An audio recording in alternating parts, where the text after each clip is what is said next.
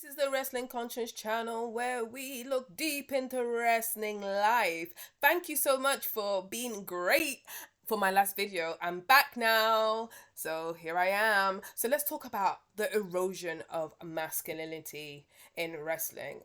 Who's a man? What's a man? What's going on? Let's get into it. Listen.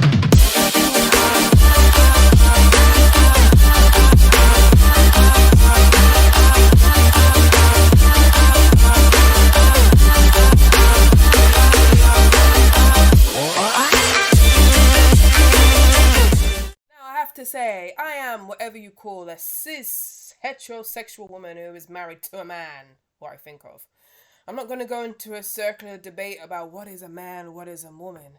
You live life, do what you like, but we're looking how wrestling is just getting a bit, just wiping away what masculinity is and what those masculinity, if I can say it, those masculine kind of characteristics. So what you think of a professional wrestler? I start in the 1980s, the 90s. What comes to mind? You probably think of a monolith, a big, giant, impossibly muscled figure, carved out of granite, exaggerated biceps, trapped muscles. These titans did not just walk to the ring, they lumbered. They embodied like a cartoonish hyper masculinity. Ultimate Warrior, Hogan, does that come to mind? Now let's look at the main event of a major show in 2025 in most wrestling promotions. The performers are often lean, fast and agile. They look like a high-level mixed martial artist or at least gymnast. Or to me, I think like they're like a personal trainer. Listen, I'm a UK size 10. And I'm around, I don't know, 5'6", 5'7". I think I can take some of these wrestlers. And I'm not even, what's the word? I'm not even well versed in any martial arts. I feel like they're quite beautiful. For me, a little girl like me, who think I can take on like a personal trainer, give them all a pow, pow, pow. I think there's something wrong. And that's why I want to just explore a little bit more. I'm nothing wrong with a featherweight, nothing wrong with a cruiserweight, but I think back in the 90s, even Rey Mysterio looked a bit threatening, like he could do some damage. But in these worlds, how much can I suspend my belief? No, I'm asking you, viewers, put in the comments, how much can you suspend your belief of these wrestlers? About, are they legitimate fighters? Because wrestling is about fighting, right? It's about beating your opponent and having a combat sport, even if you think it's fake. That is the premise of wrestling. One guy, one person tries to hurt and beat the other person. That's what wrestling's all about. And this leads to questions of wrestling fans has been asking. If these modern performers are usually smaller, more feminine, are they legitimate? Are they believable? And we're going into this deep dive that this shift isn't a decline in legitimacy, but it sometimes can reflect our society and professional combat itself. And it kind of, wrestling right now is looking at what is a powerful man and what does a true fighter look like. Historically, wrestlers' enormous size was the protective shield. That was the main factor why Vince McMahon would pick someone, right? It was the protective shield of Kayfabe, the internal friction of the sport. So the immense physique of what they had, the build, the stature, the muscles, was the necessary sell, was the threat to the performance. It built that legitimacy. So the audience knew, even if the outcome was planned, there's a visual of a 300-pound, 200-odd-pound man titan. Made it feel that the danger was real and someone was going to get kind of legit hurt, obviously in kayfabe.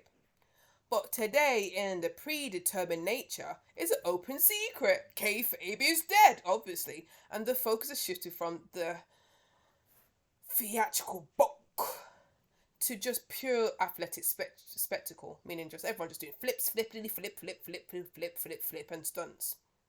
And the modern wrestler can execute sequences that the giants couldn't do. And then people give people such legitimate, it's just so much of a pass. Like, what's his name? Jacob Fatu. He can do a moonsault. He's athletic. And I'm just like, but what else can he do? What else can he do, blood? I'm sick of when a guy who's over 200 pounds can do a little flip. Everyone's like, he's athletic for his size. But, so? Can you fight though? Are you believable? Anyway, the modern wrestler can execute sequences which these giants cannot do, which, require conditioning, speed, and agility. And that's interesting. That I really think, as I get into this deep dive, is just high gymnasts. I'm looking at gymnasts. When I'm looking at the gymnasts, world athletes in the Olympics, that's the physiques what they're having. They can do flippity flips, and it wasn't like Bianca Belair, Tiffany Stratton were like gymnasts. They're going to like wrestlers and all these other people from sports. So just getting athletes to cosplay as wrestlers, basically. But anyway, people like me, fans raised on the old standards of big brawns, big meaty men. Now there's like, I'm like, oh my god, the smaller size fools the critique. They're not real fighters. And I know we're using the word real, and I know that real is one thing, and I know wrestling, what you say, is predetermined and fake. I know the irony. I understand that, the paradox, but just you get it. If you're a wrestling fan, you get it. So to understand this, we must look what masculinity means. Now, the traditional definition, what sociologists call hegemonic masculinity, was built on three things: size, stoicism, and strength. And the old wrestlers were built to conform to this rigid, toxic ideal. And I think Gunther has a little bit of this, a bit of size, stoicism, like, I am the ring general, I just come here, and the ring is sacred. I can't do German accents, bear with me. And strength. And I think that's why people like the old school wrestlers like Gunther, because it reminds them of like a throwback of that. However, in 2025, the big brawn, muscular, stoic, size, strength guy, like a Bobby Lashley, even though he's doing good in AEW, but he's a dying breed, mate. He's a dying breed. However, in 2025, that's not the ideal, of being the hegemonic masculine man. Modern masculinity now embraces concepts like functionality, vulnerability, and emotional literacy. I love you. I respect you. I want to be you. Like Cody Rhodes. Like, did you see the other day when Seth Rollins and Cody Rhodes were just talking about, I want to be your friend, I was your friend, and all this kind of stupidness. But anyway, that's what we live in now. We now recognize a man's strength that coexist with self-care style and traits what's once labelled as feminine or metrosexual. Seth Rollins. Think of figures who broke these molds and yet maintain an undeniable presence. Now think about these like, I think people like, let's not even talk about wrestlers like David Beckham, like athletes. David Beckham, he was back in the 90s and early 2000s. He combed his hair, wear a little skirt, sarong, whatever. But people still know he's still masculine. He still got the girls wet. Got them to their needs. Even musical genius Prince, who looked quite feminine, but the girls, and small in stature, but the girls still come around. It's about presence. It's like, if something happened, you feel these people won't give you a box in the face. Even Dennis Rodman, even he was in WCW and, did dress quite flamboyant and self-expressing athlete, Dennis Rodman. But he was scrapping a fight. It's about that life. Now, these men demonstrate their masculine power is fluid, but it's defined by self-confidence and self-acceptance, rather than a rigid adherence to the brute force. So you can, okay? But now I'm talking about these wrestlers. In 2025, I'm like, I don't know where you come from, but I'm not seeing any masculinity. I can suspend my belief, but there's only so much I can suspend my belief, you know what I mean? Now, in the world of professional wrestling, with these elaborate costumes, predetermined outcomes, and exaggerated theatrics, it often invites this critique, which I keep on saying, that they're just personal trainers in costumes and lacking the legitimacy of true athletes. And I know this sounds very superficial, and wrestling functions as a powerful cultural, context, you know, and things might change. But let's look at figures which I'm going to discuss in detail, like Sami Zayn, Seth Rollins, CM Punk, The New Day, Darby Allin.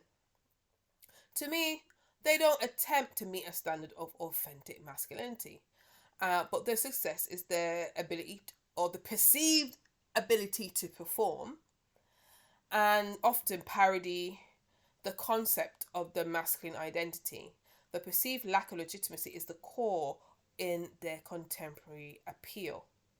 I would see like the Sami Zayn, the Seth Rollins as the postmodern wrestler. Hear me out, hear me out. And there's a fundamental shift of how we see fighters and wrestlers as competitors, or even see them as even legitimate world champions. Now, we can go into like the visionary, his intellect is more than actually his brute force. Or Sami Zayn as the underdog, emotional underdog, but most of the time wins. You have CM Punk, he's just good on the mic. Chat like a girl. And then, or bitches like a girl. Or you have the New Day, just slightly on the homoerotica, big BBC kind of thing. Alright. Okay, so let's start with oh, I can't be asked. Oh, everyone just loved the theme tune. Sami Zayn. Now, in the world of professional wrestling, especially the world leader of WWE, they have, especially in the heydays, the golden years, has had these tropes of the legitimate world champion, and that the world champion is usually the thing what people really want to go for. I'm not seeing much wrestlers trying to fight for this world championship, but that's another video. Okay, let me stay on focus. Let me focus. Right, so these figures, these tropes like the big Hulk Hogan, John Cena, the Roman Reigns, which is probably the legitimate last superstar or fighter of wrestling that we have, are conventionally presented as dominant, physically imposing, and emotionally restrained. And they embody that hegemonic masculinity, which has been popular, even the Brock Lesnar, right? We know when you see Brock Lesnar, he means business, okay? Business. Sami Zayn, despite some people seeing him as a compelling, popular figure of his generation, he struggled to be accepted. Now, be honest, he's struggling to be accepted as a legitimate fighter, a threat, a competitor, and world champion. And I know they're trying to push it, but let's suspend in my belief. And there's just like, take me for an idiot. Okay. However, this perception of him not being seen as a world champion or legitimate fighter is his condition, how he looks with his body, the way how he performs, and this perpetual position of his character being resilient, being emotionally available, underdog from the underground, a narrative function that structurally prohibits him from achieving the ultimate, the enduring legitimacy of the top card. We haven't seen him done it in the last 10-15 years, so why are we invested now? So Sami Zayn's lack of world championship legitimacy in WWE is a function of the role of just like, it's like a heartbreaking failure of this emotional pursuit. And I think due to the Saudis and his connection of having, connected to the Islam faith, they're just trying to subvert that. And we're just like, bruh, you're not going to, pull the rule over our eyes. But anyway. So the pinnacle of his main event exposure was challenging Roman Reigns and eliminating Chamber, and he was being courageous, and then we had a WrestleMania when he tried to do the Rocky kind of thing, and then he was trying to beat Gunther, then lost afterwards. It's just like, okay, so what are we doing with his character? I haven't seen no evolution. I don't take him seriously. He doesn't look like a champion.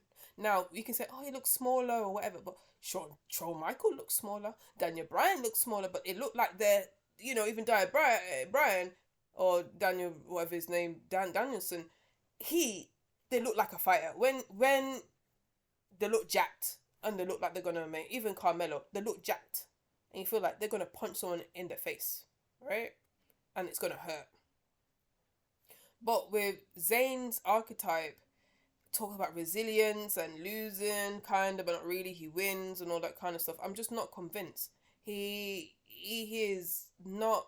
I don't know what type of masculine. He can grow out his beard all he wants. He can show off his abs, or sometimes lack of abs. You tell me how masculine, he is. Not for me. I don't know. There's only so much sympathy you can give a character, and then it runs out. He's not a brute force. He sells. All I can see, but all he does is sell. All he's done is won secondary titles, won some emotional victories. The work he needs is only to be physical. He needs to be psychological as well. He needs to find a way of his physical and his psychological way of being a serious competitor to mesh. Some cold-blooded execution. Being a champion often demands sacrificing the moral high ground and adopting a singular focus on victory, which they're trying to do now with his story arc, isn't it? But I still feel that he's still the lovable loser. And he needs to move away from this and reinvent himself so we can take him seriously as a dominant traditional masculine figure. Now let's move to Rollins, Monday Night Rollins. Oh, can't be bothered. Anyway, so we have this thing, and I think wrestling fans would agree he's not the top guy. He's always the B guy. He's always like the Triple H back in the day. No matter how much you put the title on him, he's the B guy. Unfortunately, he's a good guy, company guy. I respect what he did for WrestleMania 40. He's a company guy. We like him. But, bruh, I don't think you're on the Mount. You should ever be on the Mount Rushmore. That's what it is. And especially when you compare him to Roman Reigns, or even compare him to Dean Ambrose or John Moxley now. John Moxley's jacked. Even John Moxley does like his little stunts and that. I feel like he could hurt somebody. He could legit hurt somebody. Now, even though Seth Rollins is really regarded as one of the best in-ring performers of his generation, someone argues that he's appeared less dominant. Like if you compare him to Brock Lesnar and Roman Reigns. Now, he had multiple championships, but he's usually used cunningness, not brute, not force, to win over his opponents. So, you always have a question mark over his championships and how he's won it most of the time. And when he was a babyface, he was losing a lot. So he's just like, okay, whatever. So even though Rollins' character has gone through a few shifts of the architect to Monday Night Messiah, Drip God, the visionary, his fashion sense is all his choices, his eccentric, his being out there. He's peacocking as intentionally leaned him to stand out more, which is great. You want to stand out on TV, but less traditional, more theatrical of masculinity. And I feel like, what's the difference between him and Goldust?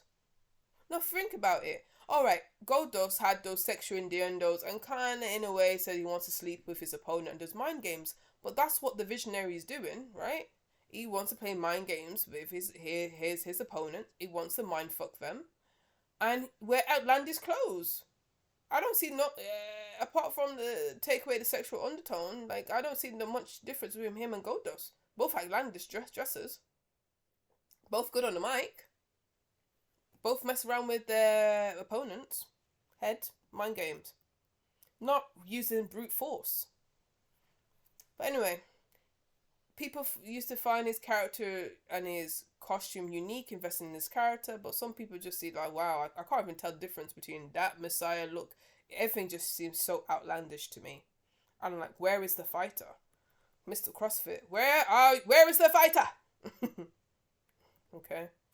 It's always seen as in his leadership role, like even with the shield and sometimes does stuff in the authority and now the vision.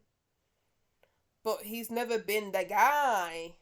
He's never been the guy. And he just seems to be like the safe bet. And it's just a shame. Maybe it's his physique. Maybe how he dresses. Maybe he needs to just, adopt a more fighter persona than being like a pantomime. He's a pantomime Disney villain. And I'm like, I can't take you seriously. Therefore, you're not even as masculine. A personal trainer in a costume. Unfortunately. So let's get on to CM Punk. Now, CM Punk is a highly polarizing figure in professional wrestling. And he's good at chatting, innit? He's a chatty patty. Chat. And I'm just thinking, is he just a chatty patty? Is he a wrestler or a fighter? And he is great of having the persona of acting as the tough guy. But in real life, are you really a tough guy? And we can talk about his controversial UFC career. It's for real. We can talk about that. Because I'm like, you got beat. Brock Lesnar didn't get beat. You got beat. So the thing is, like, when Kayfabe dies and we see you as a legitimate fighter and you can't legitimately fight or win, what can you do? Can I take you seriously as a fighter? But his fans will just overlook that because he's good on the mic and he blurs the line between the backstage and his storylines. People like it, right? So he's more defined of his words than his ring prowess. Do you think as a wrestler he's the best in the world? Just ask you that. Do you think CM Punk as a wrestler is the best in the world? As a wrestler, wrestling. What? I can't hear you. Exactly. So we all know about his pipe bomb. That's seen as his cornerstone of his success and seen as the best talker. I keep on saying he's the best talker. The emphasis is on the talk. Chatty patty. But we know back in the day, wrestlers or fighters are more muscular, powerful, stoic figures.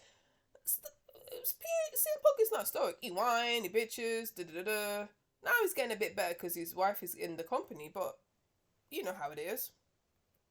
He's not a powerhouse. He's not an insane athletic, jumping around performer. His wrestling style is a hybrid of striking, a bit of submissions, a bit of storytelling. He's not very flashy, is he? The focus is on the storytelling of his mouth, setting up the build, setting up the fight, and he does little moves and does his little GTS, and that's it. So his character over moveset, but where is the masculinity? People see him as this story of a person who's been held back by the system. He lives on the fringes of society, not accepted. And being a wrestling fan, I feel like all of us, or even wrestlers, for us to be in this wrestling culture, we're all a bit of a misfit. This is not like mainstream society anymore. Being a wrestling fan, talking about wrestling, it's a bit kind of niche. Even anime has surpassed wrestling as a global thing, which is quite mainstream. I don't feel wrestling and in 2025 is on that level. And we are here, we identify with different wrestlers for different things. And a lot of people identify with CM Punk, maybe because we're a little bit of misfits. We're got a little of a screw loose, and that's why we just identify with someone who we can if you met him in a dark alley, you can give him a little kick and a punch and you probably will beat him, but you kind of like him because he can chat a little bit. And maybe some people who want to live vicariously through CM Punk can't talk to their bosses like that, can't talk to their girlfriends like that, can't talk to their wife like that, and they use him as a vessel, as a mouthpiece, and having some balls. Who knows? Back in the day, like a punkier version of Stone Cold Steve Austin, where people want to say stuff to their boss and they can't, so they live through Stone Cold and the Vince McMahon storyline. Now, going back to CM Punk's UFC career, the challenge to authenticity of seeing him not a fighter, not being as masculine. If you lose in a fight, like it's like, let's put it this way: as a heterosexual, not against anything, I love everybody, right? You go to the supermarket, you're with your partner, and a man comes up to you, and like a man comes up to a woman and acting weird, and you expect your partner to step in and to defend your honor. And if my husband or partner getting beat up, that's taking some masculinity points. And unfortunately, the UFC, his loss on what he does is taking away a lot of his masculinity points. So I don't even see him as a legit fighter, man. What happened to Brock Lesnar is cementing him more as a fighter and increases stock. And what is now CM Punk fighting for? Bracelets? To be AJ Lee's husband? What is he fighting for? I don't know.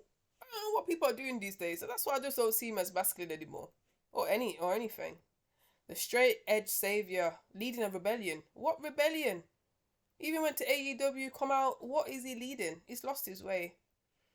A very contradictory persona. CM Punk, lucky thing, he's got his fan base who he can live off for the rest of his life, and they'll idolize him, and that's that. Cannot be helped. Cannot suspend my belief anymore. The end. Now let's look at New Day. The hyperlized minstrel big black cock show. So they're presenting this idea of male theatre, male peacock theatre. Even more absurd, I think, than sometimes Seth Rollins and how he portrays himself and his character. So we had the popular faction of the New Day, which had Kofi Kingston, Big E, and Xavier Woods. And at the beginning I would say, oh great, black boy Joy. Why can't you be Joy? You don't have to be black and be like the Uso, pretend of they're getting their blackness. You got to be in the penitentiary. You got to act like a thug. You got to have a do-rag and all that kind of stuff. That's fair enough. Black people are not just one thing, not a monolithic. You can express yourself on black joy in different ways. And I was all about it. But the way how they're being booked, I'm just like, bro, is this Vince McMahon's fantasy of just emasculating black men? And they do offer a compelling progressive alternative to the dominant male archetype, with that joy and playfulness can be compatible with athletic and competitive success. That's called theatre to me. Circus cell delay. But the most immediate thought when I was thinking about the New Day, how they subvert conventional masculinity, is their visual performance. They really rely on visual performance, where traditional male characters adopt somber colours and practical ringwear, and intimidating symbols like skull, chains of fire, or horns, or some satanic shit. Alright, the New Day have bright, exuberant attire, iconic gear which has unicorn horns, penises, and non-aggressive symbols like rainbows and breakfast cereal themes. And I understand that this is a family-friendly show, so I understand those kind of marketing things. So they're a marketing thing. But if you're fighting and competitors, why don't you just have them as mascots? They're literally just mascots, to be fair. Have them as mascots. Have them as ambassadors. Don't have them as proper fighters. Have them as like a Hornswoggle or a Nitro Girl or a Diva. Something you can look at and just be a spectacle, but not legit fighters. But anyway, that's another story. The stylistic choice is a direct refusal of the prerequisite of toughness and masculinity. Then present themselves as not hardened as warriors. That's why they keep on jobbing. And entertainers, affected by their flair, their costumes. The use of the musical trombone Francesca, remember her? A prop, replaces the typical masculine symbols of weaponry or brute strength, substituting a playful rhythmic instrument of violence. But then, on the contrary, when people used to go to war, they used to use trombones and stuff like that. But it's not used as like a war cry. It's used as just as a jolly sing song. And just like, where are we going with this? And beyond the aesthetic, the New Day's core philosophy of the power of positivity challenged the cornerstone of the hegemonic masculinity, the emotional restraint. Traditional wrestling narratives often require male characters to suppress emotions only for rage, determination, and cold superiority. The New Day foregrounds this general emotional connection and use their on-screen brotherhood and shared joy. The collective enthusiastic clapping, clap, clap, clap, clap, clap, and dancing to matches acts like a celebration, not a solitary preparation, going for war, going to hit somebody. And this just makes me think, is like, are they wrestling or are they just want to be a spectacle? Are they in competition? No, let me say, gymnasts, they look nice, and sometimes if you think of Simone Biles, they do the routine, they have the little flashy moments and stuff like that. But they're focused athletes, and they're there for competition. And I think competition has some masculinity involved, and I don't see none of that, and that's why it's really really messing up their career now. Even look at our Truth or Ron Killings. He looks very masculine, but the way how they're masculine and make him look like a buffoon and a minstrel, it's just stripping away masculinity. Ron Killings or our Truth should be in the in the main event picture. If he didn't have this stupid character, which erodes every shred of masculinity, even cut off his dreads, doesn't matter. He's been too masculated by WWE and marginalised and feminised. Off his balls. Now finally, just talking about the New Day, even though they embrace geek culture, which is nothing wrong with that. I love anime. They use Dragon Ball Z symbols. They look like Goku sometimes and all that kind of stuff. They sideline that tough man persona. But they're not seen as serious competitors, and it hits a big ceiling where hypermasculinity remains the main thing which helps top tier single success. You gotta be masculine, man, if you're gonna be top tier. Now everyone's pushing the Bron Breaker because they see me as a masculine male. Do you push Randy Orton, AJ Styles, even Kevin Owens? Not traditionally abs and stuff, but you can see they see him as a tough guy. Even Cody Rhodes looks very masculine. There you go. Even though the New Day tried to reframe what it means to be successful in wrestling, it still has a big question about their masculinity, and it's a big ceiling of their, they've longed it out for 10 years being a tag team, but where they are now, never been serious. Are you gonna choose the Dudley Boys, the Hardys, over the New Day? No, because they're more masculine. Even Jeff Hardy is more masculine than all of Kofi and Xavier put together. Now, I want to bring Darby Allin in. Now, AEW, please don't kill me. But when I see this wrestler, I saw him. I paid my hard-earned money in going to All Out. Was it last year? And I saw this match, and I thought, what kind of stupidness is this? Now, if you want a spot fest, if you want a stunt, this guy should be on Jackass. He was in the wrong era. You know Jackass, at MTV show where you just do stunts? Yeah, with Steve-O. Leave him there. That's where he belongs. Let him do stupid pranks and all that kind of stuff. Let him pierce his penis with staplers. That's where he belongs. Don't belong, I think he belongs in wrestling. But people love him, so you know what it is, right? If you have a face mask, and if you've got cool clothing, you can sell merch. Merchable. But anyway, professional wrestling is seen usually as muscular physiques, but then we have Darby Allin, whose persona directly challenges the genre traditional notions of masculinity and physical prowess. The common critique with Allin, he relies on stunts than foundational wrestling.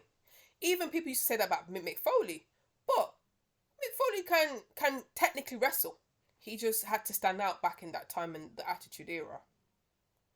But anyway, he misses the fundamental of storytelling function and just be reckless with his style. Allen's success is built on a deliberate subversion of wrestling hypermasculine tropes, transforming his smaller stature and willingness to endure visceral and self-destructive risk into defining his narrative strength. He just does silly things to further his storyline. And the thing is, like, when you do 10 million stunts and then flip plane and be like, you know, this thrill seeker, how far can you go? ECW can only go so much. Hardcore people can only go so much. There needs to be some moderation here.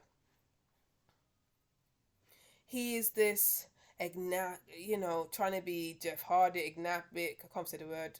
Oh, can bear with me. This, enigma kind of person, undecided skater, silent, covered half face paint, evoke a sense of eternal conflict. The aesthetic is influenced by skate culture, and punk rock indifference. He makes himself like he's some outlier. He doesn't have that physical dominance. He contributes the tough guy image. He has the underdog dynamic. And he just has high-risk maneuvers. And his high-risk maneuvers is masculine. Does that make you feel like he's going to help you? He's going to beat someone up for you? Is he a legitimate fighter? Is he going to have legit combat skills? Is it David or Goliath or David and the stuntman? I don't know what's going to go on. Furthermore, he sees his body as art, I guess, as a metaphor over the physical prowess. And it's just like, how much can the audience suspend their belief to view him as a credible fighter?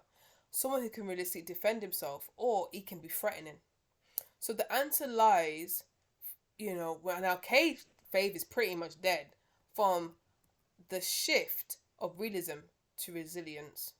By constantly putting his body on the line, where all the chips are literally all in for him to just put himself on the line. His commitment to storytelling through stunts and pain can only go so far. Is it stupidity? Is it just shock factor? We don't know. But all I know, but he cannot do this for long. And that's not what fighters do. Fighters are supposed to hurt people, not hurt yourself. That's very counterintuitive, right? Even though he's gone against the traditional tropes of traditional masculinity, of using extreme spots, he's this now resilient underdog. And he seems very anti-establishment. But at the end of the day, let's use this analogy. You can have a bigger woman or a girl who people not see conventionally attractive, but at the end of the day, it's usually the conventionally attractive wrestlers who tend to do well, and physically fit wrestlers do well, than the bigger or the less conventionally beautiful wrestlers. People like things to look at. Unfortunately, that's a trope. That's why we have Tiffany Stratton. People like her for whatever reason, and that's why we're still, unfortunately, on Tiffy time. Even though Tiffy time has expired, the clock is broken. So the legitimate profession of wrestling was never really the size of the man, but it seems to be the commitment of the performance, and the performance into 2025 seems to be not about bulk, but brilliance, and it's about storytelling. No matter how much you close your eyes and see this guy weighs about 100 pounds, taking on a 300-pound guy, we just gotta close our eyes and say, is he a good storyteller or not? That's what people seems to float their boat. Now, professional wrestling serves as a cultural barometer of changing the zeitgeist around modern manhood. The decline of the value of kayfabe is supposed to suspend a belief in the reality of a fight, and it's not merely an artistic failure, it's a symptom of a larger cultural evolution where traditional and uncomplicated male aggression is really being reevaluated. If you think about outside society, people are thinking, what is a man? What is this? What is that? So isn't that being filtered down into wrestling? Now, this wrestling, this modern spectacle, costumes and gymnasts, demands that the audience focus on performance, appreciating the skill, aerobatics, and the choreography, while kind of rejecting the unsustainable, often steroid-fueled body mass and singular focus on brutality that defined the past. Now, I just want to say, not all wrestlers are on steroids, but they can be naturally big. It's about discipline. But they don't want to do that. They just want to do spots. Anyway, but shifting the goalposts from this impossibly muscular fighter to the dramatic athlete defined by high-flying maneuvers and microphone skills now reflect a broader, more fluid understanding of masculinity. Now, accessibility comes at a cost, and this is the erosion of masculinity. To have been the zeitgeist to attract new casual fans, people want relatability. People want to see themselves. So people want to see their weaker selves in wrestlers now. The people want to see, okay, they can speak a little bit, and a wrestler just become a risk of just being another talent performer off the street. Now, I feel that this profession, because of the decrease of masculinity, loses its traditional masculinity, loses its elite and almost superhuman status, replacing the mystique of the god-tier gladiator with the relatability of a skilled dramatist. Therefore, modern wrestling rightly leaves behind some of the toxic and unhealthy ideals of a man era. Now, I'm not saying I want people to go on steroids and take opiates and all that kind of stuff. Self-care is a must. But there must be a balance. And I feel that it leaves wrestling right now in this manly identity crisis era.